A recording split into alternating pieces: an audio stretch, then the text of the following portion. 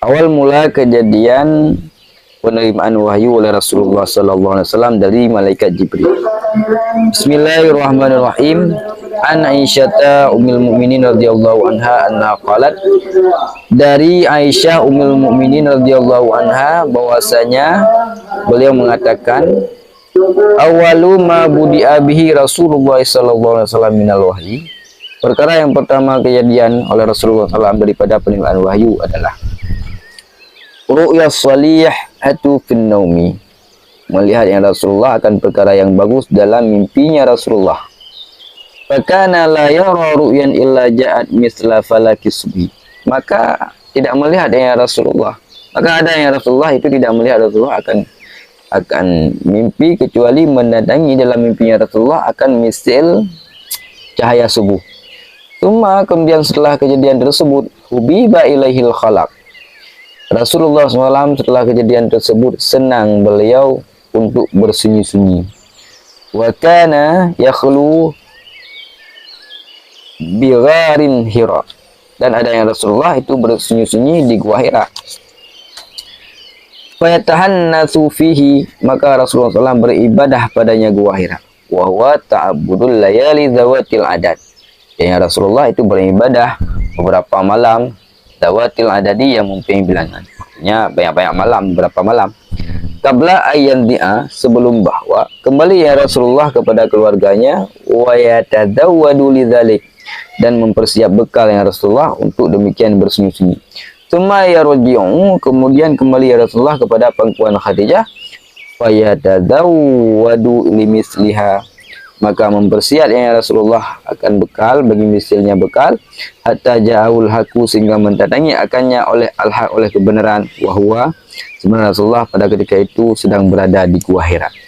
Faja'ahul malaku, maka ketika Rasulullah di gua Hira datanglah malaikat, maka malaikat tersebut, malaikat Jibril maksudnya, mengatakan kepada Rasulullah, Iqra ya Muhammad, baca olehmu wahai Muhammad.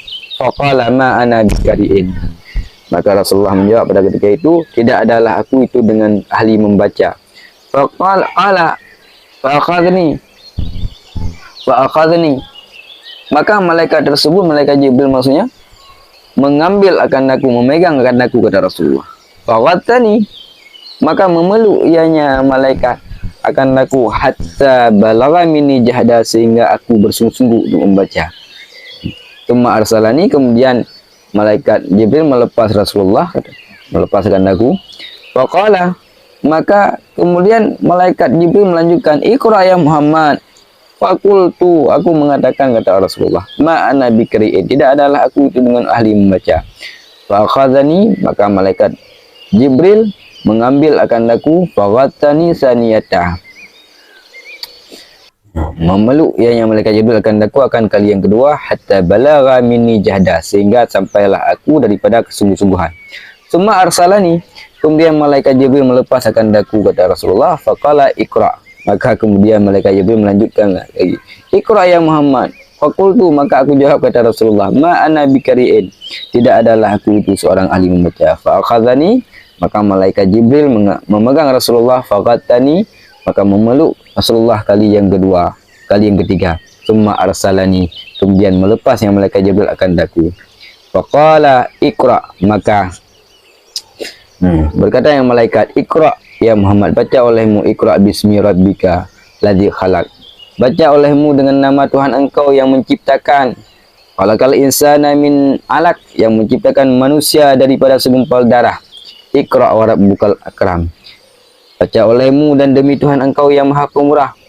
Faraja'a biha Rasulullah sallallahu alaihi wasallam, maka mengulang-ulang oleh Rasulullah tentang ayat tersebut. Yarjuful fuaduh, yang merasa gelisahlah hatinya Rasulullah.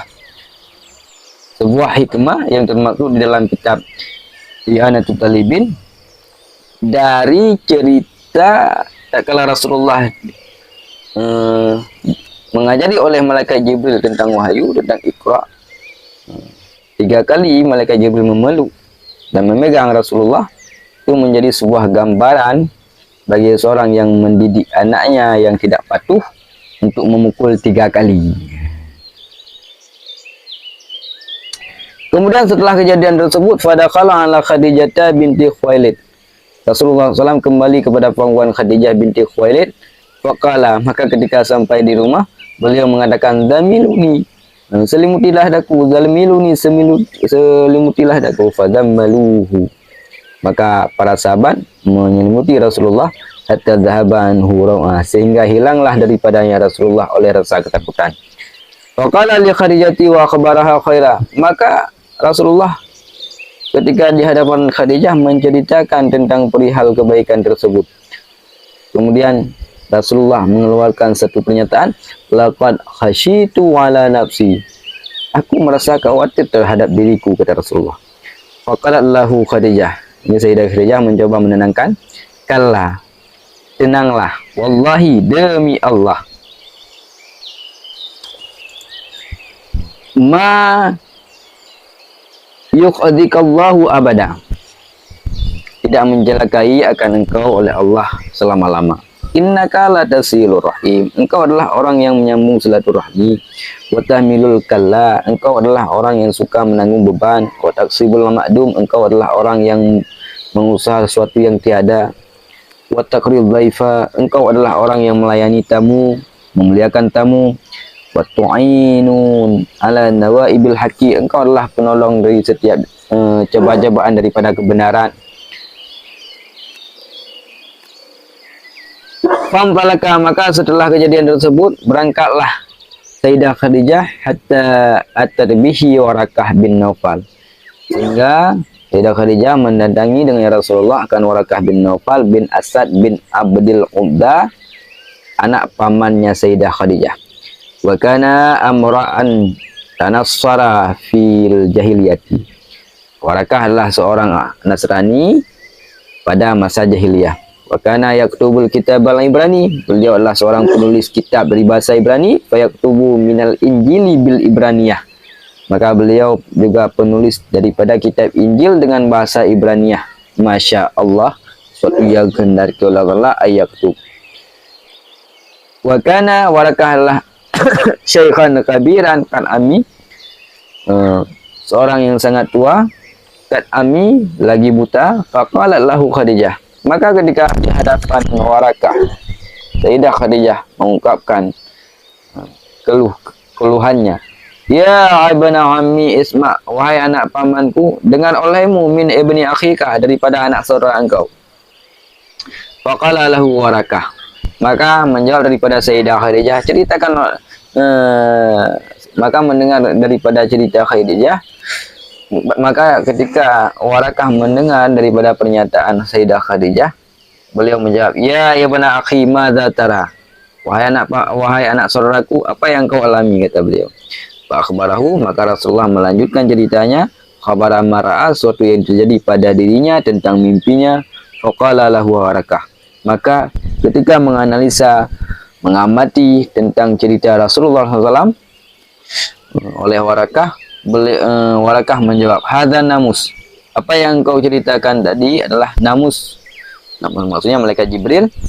Alladzi nazalallahu ala Musa. Namus pernah Allah turunkan terhadap Nabi Musa. Ya laitani fiha jazaan. Seandainya pada masa engkau aku masih muda.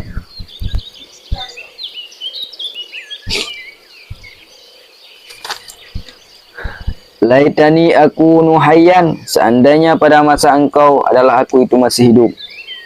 It's yukhrijuka qaumuka, tatkala mengusir akan engkau oleh kaum engkau. Faqala Rasulullah SAW, awam mujrijiyahum, apakah akan mengusir akan daku oleh mereka, kata Rasulullah. Apakah kaumku tega mengusirku, kata Rasulullah. Qala, Warakah menjawab, na'am. Lam ya'ti rajulun katun bimisli ma ji'ta bihi illa udiya. Tidak datang seorang laki-laki dengan misil apa yang engkau bawa, wahai Muhammad, kecuali akan dimusuhi. Wa in yudrikni yaumuka ansurka nasran mu'adzaran. Dan seandainya aku mendapatkan pada hari engkau diusir oleh kaum engkau, ansurka, Aku akan menolong engkau nasran muadzaran, dengan pertolongan yang mesti aku lakukan, muadzaran yang dibebankan ya. Tumalan yansyab warakah, kemudian lan yansyab warakah, tidak mengalami tentang hal tersebut oleh Warakah ketika Rasulullah diusir oleh kaumnya, oleh saudaranya. Antufia wafataral wahyu, Warakah wafataral wahyu, dan belum masa penerimaan wahyu. Jadi beliau wafat pada zaman fatarah. Ini akan kita lanjutkan di video setelahnya.